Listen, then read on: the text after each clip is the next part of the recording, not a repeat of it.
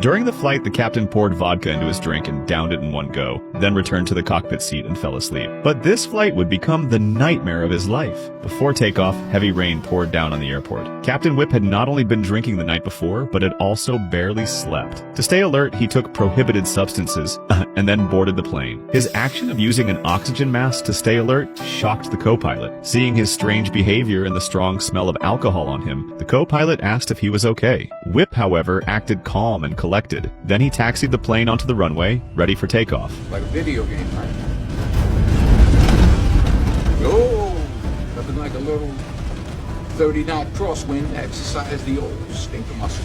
This statement only made the co-pilot more worried. As the plane lifted off, the powerful airflow shook the entire aircraft violently. Whip chose to deviate from the planned route, then push the engines to full power, preparing to burst through the storm clouds.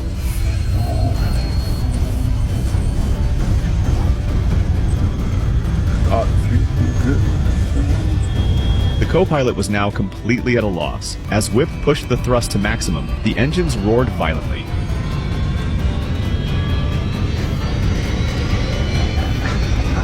At last, the plane broke through the clouds. Seeing the sun ahead, Whip handed control of the plane to the co-pilot. Then he poured 2 bottles of vodka into a drink bottle, drank it all, and fell into a deep sleep. But not long after, the plane suddenly lost control. The violent turbulence jolted Whip awake. Just as he did, the plane began a rapid descent. The co-pilot's controls were completely unresponsive. The hydraulic system had also failed, making it impossible to control the pitch of the plane. Whip steadied the aircraft as best he could while contacting the tower to report the situation. To slow the plane's descent, he ordered the co-pilot to deploy the speed brakes and landing gear. As soon as the landing gear extended, it was twisted and deformed by the fierce wind. The flight attendants immediately warned passengers to prepare for impact. By now, the aircraft had dropped to 20,000 feet. Whip then told the co-pilot to dump the remaining fuel from the wings and rotate the flaps to 30 degrees. Only then did the rapid descent finally ease. Whip told the co-pilot to switch to manual control, but on his side, manual mode was also completely unresponsive. At that moment, the plane began plummeting again. Now the only hope rested with Whip's side of the controls. Because the co-pilot could not reach the main control lever,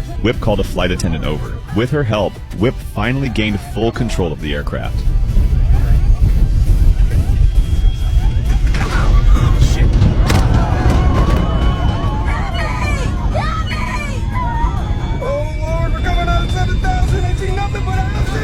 Then Whip made a bold decision to rotate the plane 180 degrees. Wait, sir, what are we doing? Why would I trim down? We're gonna roll it, okay? What do you mean roll We it? gotta do something to stop this guy. He turned the yoke, tilting the aircraft gradually. Then he told the co-pilot to retract the flaps and had the flight attendant push the thrust to maximum. Finally, he retracted the landing gear. The plane actually flipped upside down and it stopped falling.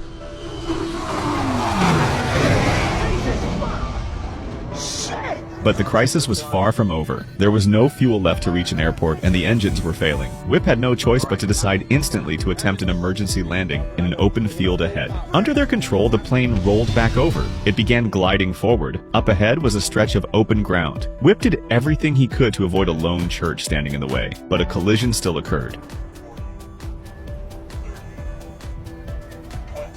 Brace. Brace for impact.